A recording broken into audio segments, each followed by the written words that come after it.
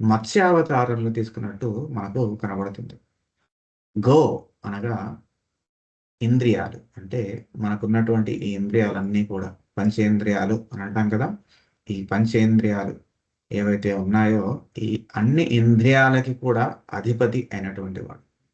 అందువల్ల పరమాత్మకి గోవింద అనేటువంటి నామము వస్తుందన్నమాట.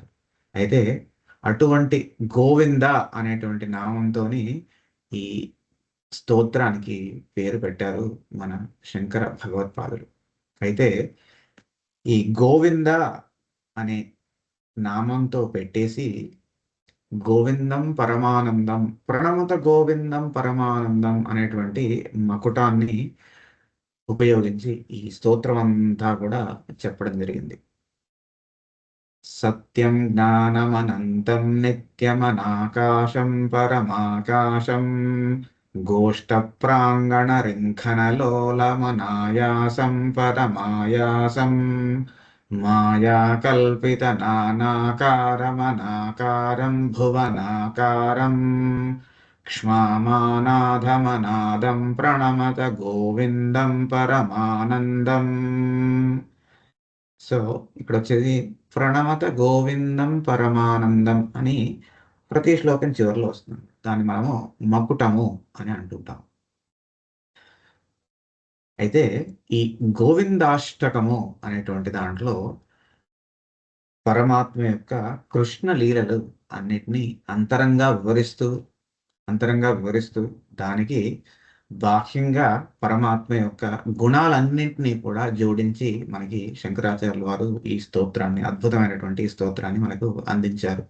అయితే దీంట్లో భాగంగా సత్యం జ్ఞానం అనంతం నిత్యమనాకాశం పరమాకాశం అంటున్నాం. అంటే సత్యం అని ఈ స్తోత్రం యొక్క మొట్టమొదటి పదం. అయితే సత్యం అంటే దేన్ని మనం సత్యము అని అనవచ్చు అంటే, ఇప్పుడు మనం చూసుకున్నాం అనుకోండి, ఈరోజు నిజమైంది అంటే ఈరోజు సత్యము అయినటువంటిది రేపు సత్యం అవ్వాలని రూల్ లేదు ఎక్కడ కూడా. అంతేకాకుండా ఈరోజు సత్యం అనేటువంటిది నిన్న సత్యం అవ్వాలని కూడా రూల్ లేదు. రైట్? అయితే ఈ సత్యము అంటే 3 కాలాల్లో కూడా ఏదైతే సత్యమో దాన్ని మాత్రమే నిజంగా సత్యంగా పరిగణిస్తారు అనేటువంటి అంశాన్ని మనం ఇక్కడ జాగ్రత్తగా పరిశీలించాలి. సో పరమాత్మ నిన్న ఉన్నాడు, ఈరోజు ఉన్నాడు, రేపు ఉన్నాడు. అదే ఈ 3 కాలాల్లో మనం ఉదాహరణకి ఒక మనిషిని తీసుకున్నాం అనుకోండి.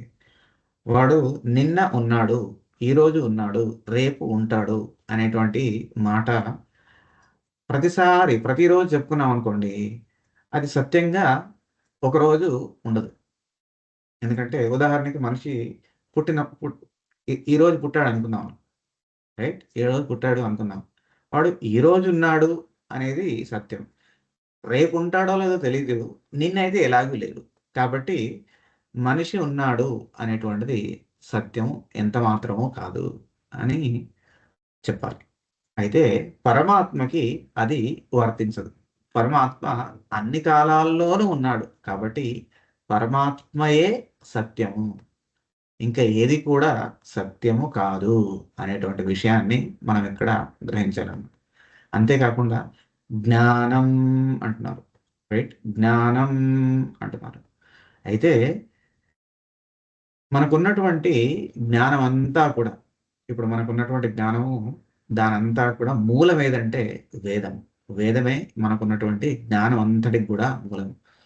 వేదము ఏం చెప్తుంది అంటే, మనకి కృష్ణుడు భగవద్గీతలో చెప్తాడు, వేదైశ్చ సర్వై అహమేవ వేద్య వేదాంత కృద్వేద విదేవచాహం అని కృష్ణుడు మనకి భగవద్గీతలో చెప్పడం జరిగింది. అయితే ఆ వేదంలో ఉన్నటువంటి జ్ఞానం అంతా కూడా దేని గురించి చెప్తుంది అంటే పరమాత్మ గురించే చెప్తుంది. ఇంకా ఏ పదార్థం, పరమాత్మ కాకుండా ఉన్నటువంటి పదార్థం అంటూ ఏదీ లేదు. కాబట్టి పరమాత్మ గురించే చెప్తుంది ఆ వేదరాశి అంతా కూడా. సో మనకున్నటువంటి మిగతా వాంగ్మయం అంతా కూడా వేదాన్ని ఆధారంగా చేసుకొని చెప్పినటువంటిదే ఈ జ్ఞానం అంతా కూడా. అందువల్ల జ్ఞానము అంటే పరమాత్మయే జ్ఞానం. పరమాత్మ కాకుండా ఉన్నటువంటిది అజ్ఞానం కిందనే మనము తీసుకోవాల్సి ఉంటున్నాం. అంతేకాకుండా పరమాత్మ యొక్క ఇంకొక ఆ, లక్షణం ఏంటి అంటే అనంతం అని చెప్తున్నాం. అనంతం. సో పరమాత్మ యొక్క పరిమితి ఎంత అని అడిగారు అనుకోండి ఎవరైనా, ఆ, ఇక్కడ నుంచి ఇక్కడ వరకు ఉంటారా? ఇప్పుడు మనకు ఒక ఊరి పరిమితి ఎంత అంటే ఇక్కడ నుంచి ఇక్కడ వరకు అని చెప్తాం. ఒక దేశం పరిమితి ఎంత అంటే ఇక్కడ నుంచి ఇక్కడ వరకు అని చెప్తాం. కానీ పరమాత్మకి అటువంటి పరిమితి అంటూ ఏమీ లేదు. అందువల్ల పరమాత్మ యొక్క పరిమితి మనం చెప్పాలి అంటే అనంతమైనటువంటి పరిమితి. దానికి ఒక మొదలు, ఒక చివర, ఒక మధ్య అనేటువంటిది ఏదీ లేదు. అనాది మధ్యాంతం అనంత వీర్యం అనంత బాహుం శశిసూర్య నేత్రం అని మనకి భగవద్గీతలో విశ్వరూప సందర్శన యోగంలో వస్తుంది. అంటే పరమాత్మ ఆది లేనటువంటి వాడు, మధ్య లేనటువంటి వాడు, అంతేకాకుండా అంతం కూడా లేనటువంటి వాడు అనేటువంటి విషయాన్ని మనం ఇక్కడ గమనించాలి. అంతేకాకుండా నిత్యం అని అంటున్నారు. నిత్యం అని అంటున్నారు. రైట్. నెక్స్ట్ వచ్చేది అయితే ఈ నిత్యం అంటే మళ్ళీ మనకు నిత్యం అనేది తెలుగులో వాడుక భాషలో మనం వాడుతూ ఉంటాం. సో మనం నిత్య పూజ చేస్తాము, లేకపోతే నిత్యానుష్ఠానం చేసుకుంటున్నాము అనేటువంటిది మనం రెగ్యులర్గా వాడుతూ ఉంటాం. అయితే ఆ నిత్యము అనేటువంటి మాటకి మన వాడుక భాషలో ఏమర్థం? అది రోజు అని. రైట్. రోజు అని. కానీ నిత్యానికి అసలు అసలు మనం డెఫినేషన్ గట్టిగా ఇవ్వాలి అనుకుంటే ఇంతకుముందు ఏదైతే చెప్తున్నామో 3 కాలాల్లో ఉన్నటువంటిది మాత్రమే మనం నిత్యము అని చెప్పవచ్చు అనమాట. రైట్. 3 కాలాల్లో ఉన్నటువంటి అంటే భూతకాలము, భవిష్యత్ కాలము, వర్తమాన కాలం. పరమాత్మ సృష్టి చేయకముందు పరమాత్మ ఉన్నారు. సృష్టి చేసిన తర్వాత అంటే ఇప్పుడున్నటువంటి అవస్థలో కూడా పరమాత్మ ఉన్నారు. సృష్టి అంతా ఎప్పుడైతే ప్రళయం జరుగుతుందో అదంతా సృష్టి అంతా కూడా పరమాత్మలోకి ఎప్పుడైతే లీనమవుతుందో అప్పుడు కూడా పరమాత్మ ఉంటారు. అందువల్ల నిత్యము అనేటువంటిది ఏదైనా ఉందా ప్రపంచంలో అంటే పరమాత్మ మాత్రమే నిత్యం. మిగతా అంతా కూడా అనిత్యంగానే చెప్పాలి అనేటువంటిది మనం ఇక్కడ అర్థం చేసుకోవాలన్నమాట. అనాకాశం పరమాకాశం అంటున్నారు. అయితే ఈ అనాకాశం పరమాకాశం అనేటువంటి దానికి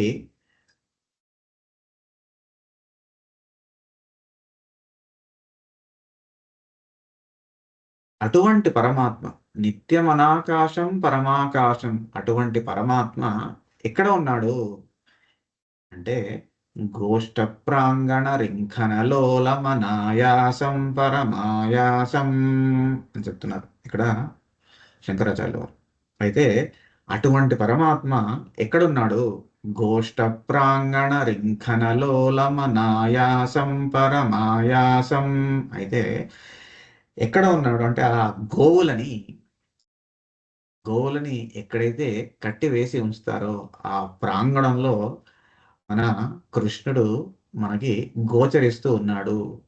ఎంత అనాయాసంగా ఉన్నాడు అక్కడ. కానీ అటువంటి పరమాత్మని మనం చేరుకోవాలంటే అది ఎంతో పరమాయాసం అని చెప్తున్నారు ఇక్కడ. అయితే ఎంతో కష్టము.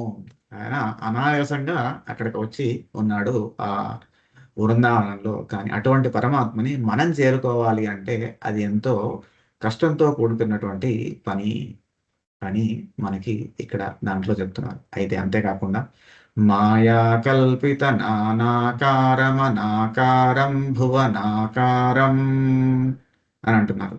అయితే దీంట్లో ఉన్నటువంటి ప్రకృతి కానీ మనం చూసినటువంటి అన్నిటిని కానీ అవన్నీ ఎవరు సృష్టించారు అంటే పరమాత్మే సృష్టించారు. అవన్నీ కూడా పరమాత్మ నుంచే వచ్చింది. మనం చూసినటువంటి ప్రకృతి, మనం చూసినటువంటి గ్రహాలు, మనం చూసినటువంటి జీవరాశులు అన్ని కూడా పరమాత్మ నుంచే వచ్చాయి. పరమాత్మకి ఇది ఆకారము అంటూ ఒక ఆకారానికి మనం పరిమితం చేయడానికి వీలు లేదు. పరమాత్మకి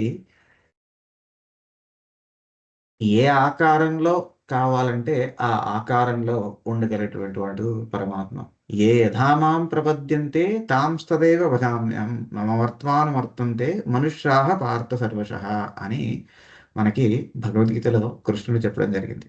అయితే అటువంటి నానాకారం అనాకారం, రైట్? అయితే అన్ని రకాల ఆకారాలు తీసుకునేటువంటి వాడు పరమాత్మయే.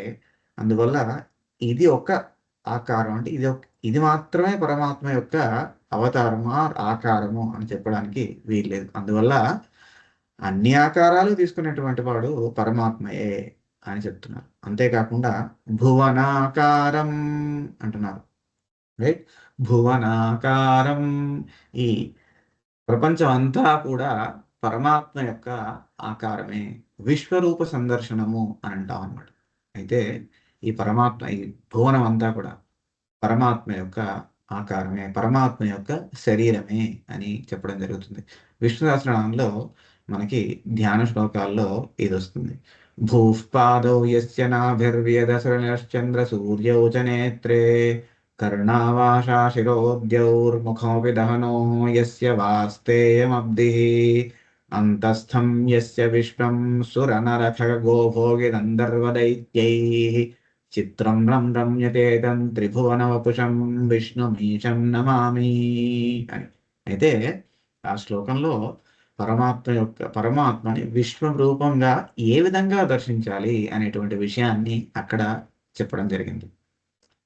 అంతేకాకుండా ఈ శ్లోకంలో క్ష్మామానాథమనాథం అని అంటున్నారు. అయితే ఇటువంటి పరమాత్మకి నాథుడు, మనకందరికీ పరమాత్మయే నాథుడు, మనందరికీ కూడా పరమాత్మయే తండ్రి అనేటువంటి విషయాన్ని చెప్తూ ఇంకా ఏం చెప్తున్నారు? క్ష్మామానాథం అని అంటున్నారు. క్ష్మ అంటే ఈ భూదేవికి, రైట్? క్ష్మ అంటే భూదేవి. ఈ భూదేవికి నాథుడైనటువంటి వాడు ఈ పరమాత్మ. భూదేవికి నాథుడైనటువంటి వాడు పరమాత్మ.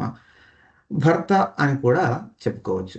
అంటే ఈ భూదేవికి భర్త అయినటువంటి వాడు పరమాత్మ. అటువంటి పరమాత్మకి ప్రణమత గోవిందం పరమానందం, నేను నమస్కరిస్తూ ఉన్నాను అనేటువంటి విషయాన్ని ఈ శ్లోకంలో మనకి శంకరాచార్య వారు తెలియజేస్తున్నారు. వచ్చే భాగంలో మనము 2వ శ్లోకము చూద్దాం.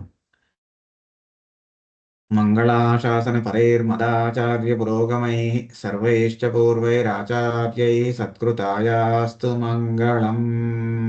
కాయేన వాచా మనసేంద్రియైర్వా బుద్ధ్యాత్మనా వా ప్రకృతే స్వభావాత్ కరోమ్యద్యత్ సకలం పరస్మై నారాయణాయేతి సమర్పయామి. శ్రీమన్నారాయణాయేతి సమర్పయామి. సర్వం శ్రీకృష్ణార్పణమస్తు.